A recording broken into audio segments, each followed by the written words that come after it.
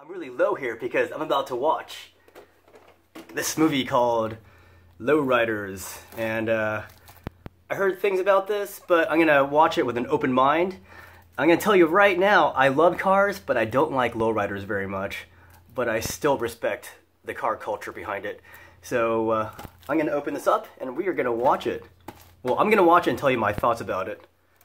As a huge lover of car movies and cars in general.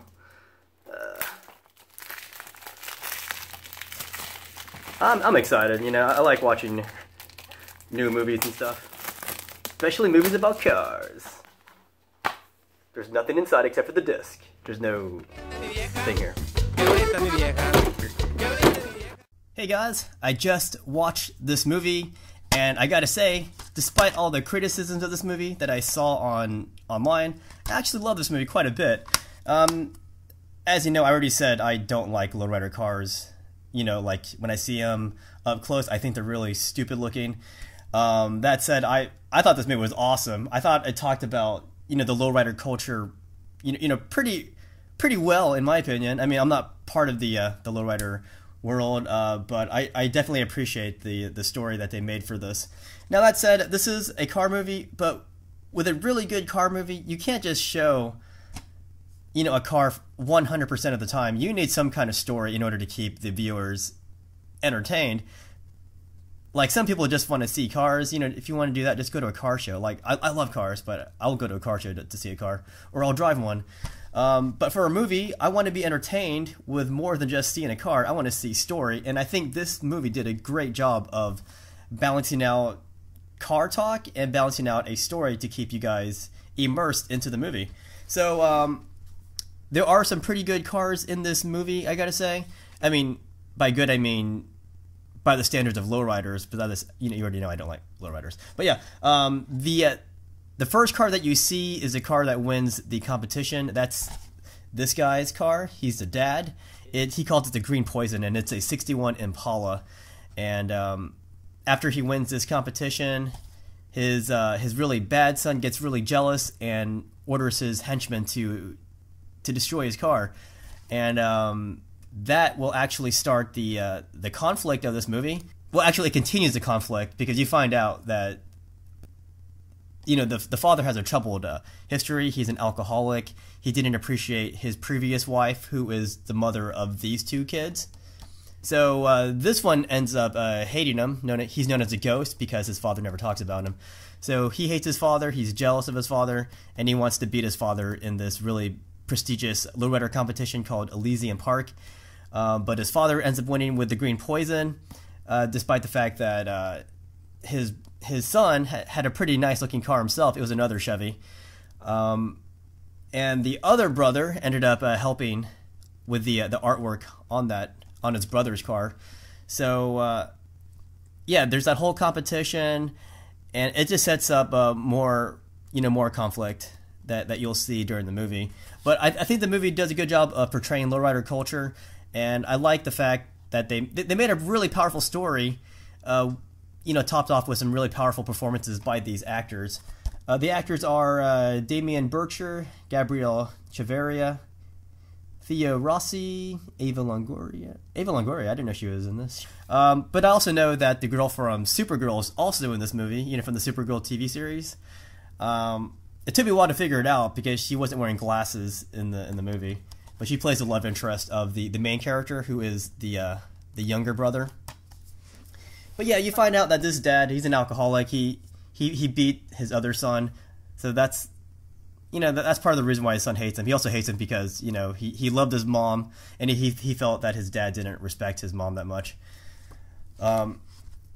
So yeah, there are some cars in this movie. As I said, the Green Poison does get destroyed by the evil brother, but when the other brother sees this, he's like, you know what? We just won this competition, so we need a car to enter into the next competition.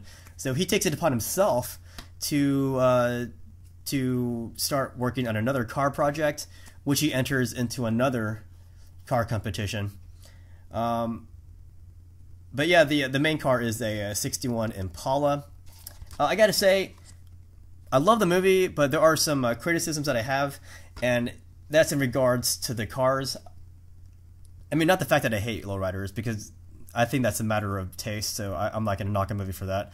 But I will knock the movie for not filming the cars properly. But I feel like they have these really awesome Lowriders, and I felt like the cameraman didn't like the cars that much because he doesn't really focus too much on the artwork on the cars.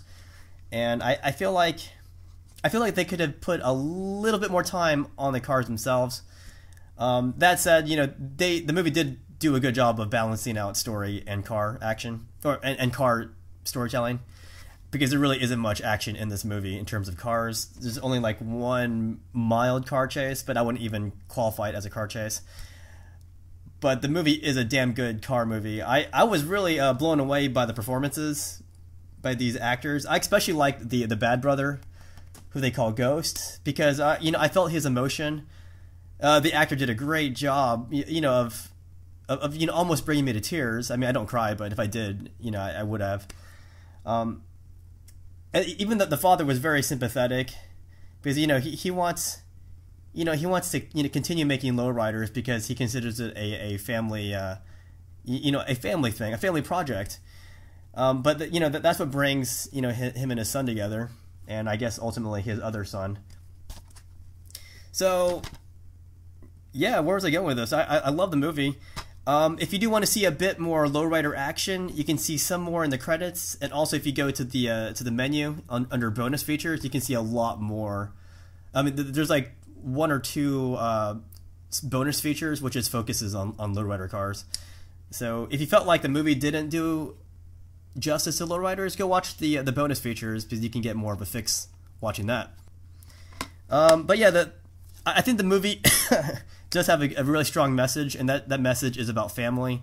It's about forgiveness of family, and it's also about showing off car culture. And I feel like a lot of movies that pretend they're about cars, like, you know, like Fast and Furious, I feel like they're not really about cars. Even though they see cars a lot in the movie, I feel like that's not the focus. With Lowriders, the focus is on cars.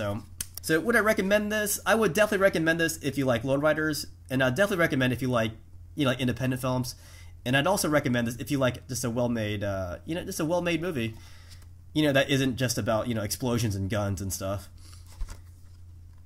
But if you're looking for awesome car chases or something like that, you're not going to get it in this movie, but you are going to get a movie about cars. So think about that if you want to watch this.